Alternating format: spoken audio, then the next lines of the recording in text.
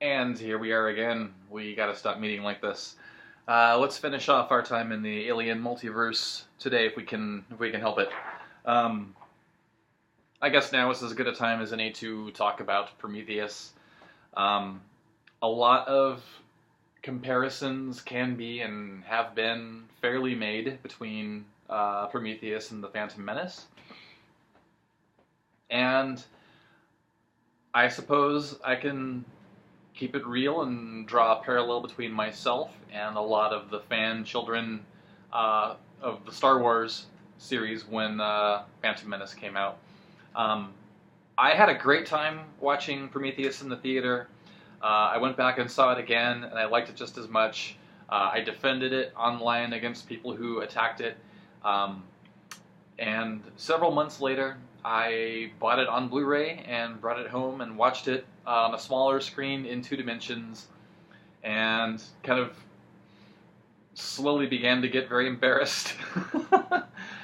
There was so much for me to like about my theatrical experience of Prometheus. I do think that technically the 3D is probably the best I've ever seen, and Ridley Scott definitely showed that he had as much genius with depth composition as he does with width composition. Um, and many of the visual effects were amazing. Particularly, my favorite I think was the sequence where David peeks in on Elizabeth's dream. And it has that kind of pin art effect to it. That was really fucking cool. And there's some wonderful fan service in this film that I will admit also won me over. I loved the fact that the temple design, the temple that housed the spaceship underneath, that it was patterned after Castle Harkonnen, as designed by H.R. Giger in Jodorowsky's Dune, which never got made. Um, all of these things, combined with an opening sequence that, though I had my issues with it, I ultimately really liked, um, kind of made me feel as though I was in good hands with Prometheus. And there were still things about that I liked about it, like throughout the film. But yeah, I kind of see. Well, I quickly saw, once I saw it in 2D, what everybody was talking about, what everybody was so upset about with Prometheus, and these same things bugged the shit out of me. Primarily the human characters. That's my biggest complaint about this film. Um, when Ridley Scott initially suggested the idea years ago that he wanted to do a prequel and go back and find out where the xenomorphs came from, I thought that was the most intriguing, amazing, and exotic idea. And if he got it made, it would be like akin to like the movie version of Mountains of Madness getting made or something. Just so fucking epic and challenging to a popular audience.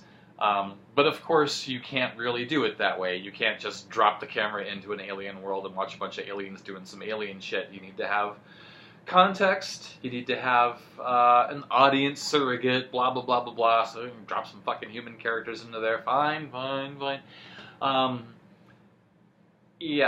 Comparisons were made between the plot of Prometheus and the plot of Star Trek V, but to be fair, I think you could also.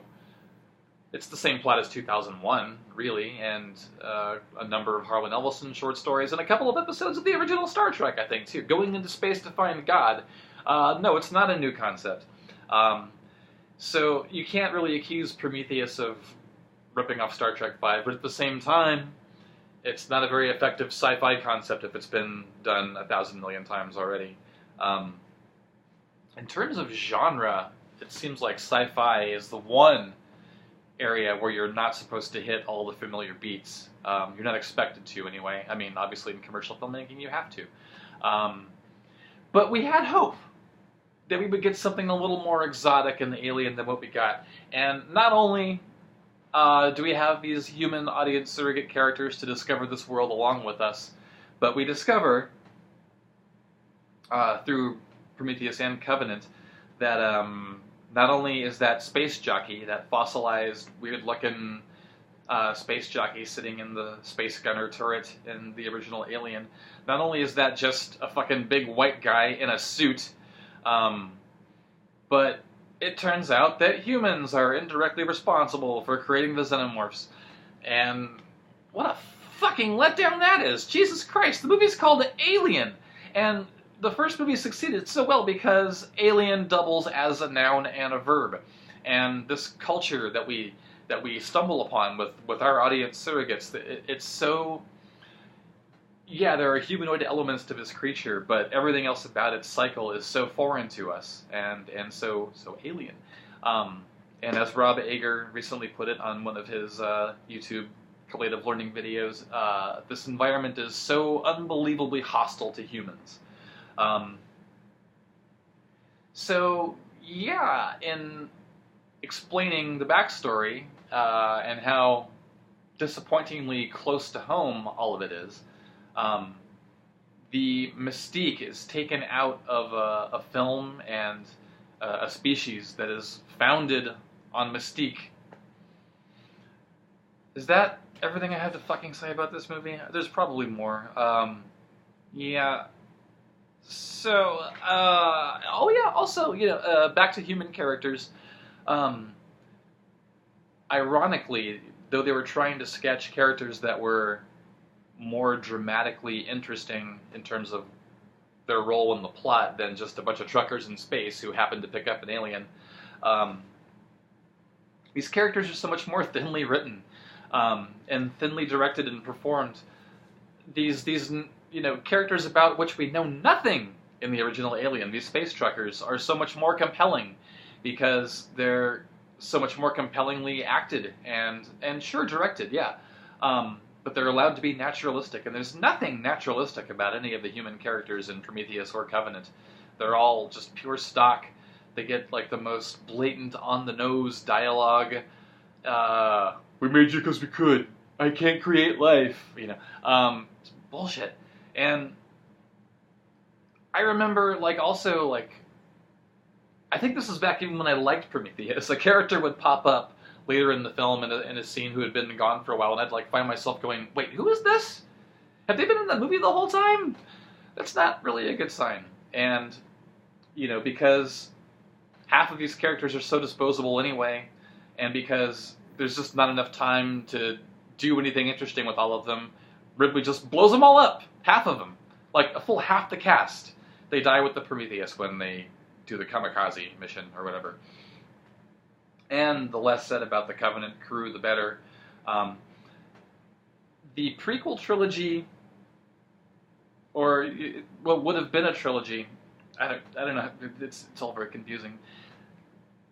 Covenant reminds me a lot of Once Upon a Time in Mexico from the El Mariachi trilogy, Robert Rodriguez. Specifically because there's a whole movie missing in between the previous movie and this one, and the movie that we missed looks a lot more interesting than the one that we're watching. Incredibly frustrating. Yes, and also I have to say, in every franchise, every entire cinematic franchise, every different one, you only get one instance where you're allowed to have a character stick their face over an open, fucking gyrating alien egg that is clearly hundreds of thousands of years old.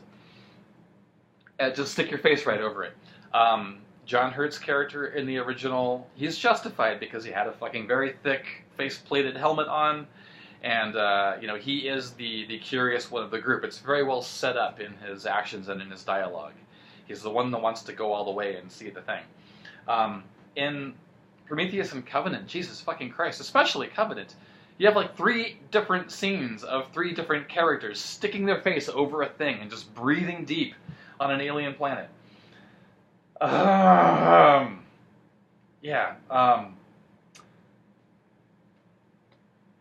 seen Covenant once, and I have no plans to ever see it again. So, and we have to give some brief lip service as well to this little side thing over here with the Alien versus Predator films.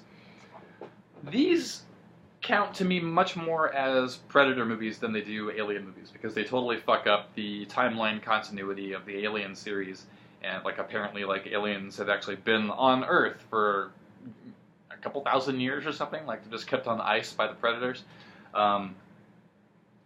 So yeah, that's all totally fucked up. So yeah, these are much more Predator films, and I have to be totally honest, I've never been a fan of that franchise. Even as a 14-year-old with bad taste, I just really didn't give a fuck about Arnold movies.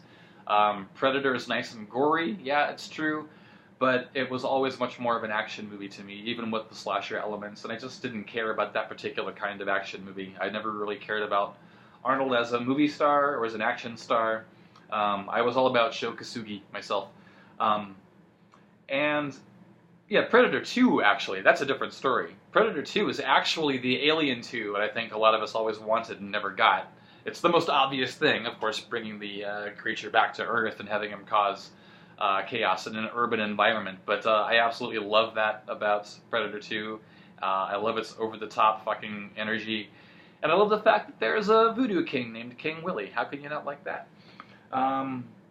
So that's it. If anyone out there is really insistent that I cover the Predator franchise as well as it links up to Alien, however incorrectly, I'll maybe link you to my Patreon page and we can talk about it. And also, I'm going to have to amend this chart. I realized just right before I shot this, actually, like I forgot totally that there's enough there are enough elephants to corroborate the theory. There's enough evidence to strongly suggest that that Blade Runner belongs in this universe as well. And on that subject, I gotta put Blade Runner in here. On that subject, could Ridley Scott have gotten? Would it have worked out better for him if he had promoted the idea, pitched the idea, and marketed Prometheus as kind of a hybrid sequel, a prequel to Alien and a sequel to Blade Runner, maybe? Since the theme of artificial intelligence is being explored again. That would have been a really interesting way to go, because clearly the story of David is the one that Ridley Scott wanted to tell, and I guess he just got pressured by the studio in the case of Prometheus, and by audience reviews and test screenings in the case of Covenant.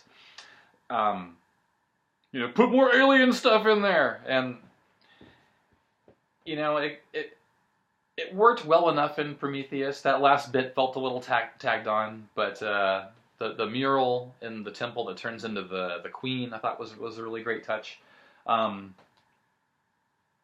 But yeah, all of the various morphs and bursters in Covenant, it's just fucking sickening and stupid, and I hate the creature design in both those movies as well. Again, like way too far away from Giger's aesthetic. These don't feel like they don't feel like this. Like, you could argue that like maybe like this one specific engineer had a Giger thing going on, and this other engineer had this thing going on.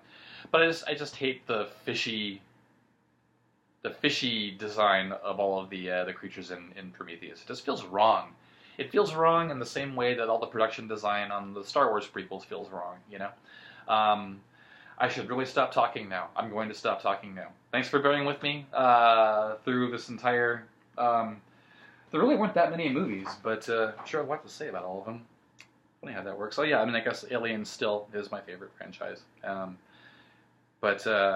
Yeah, not even Halloween kept me talking this long. How about that? All right, see you next time. Have a great week.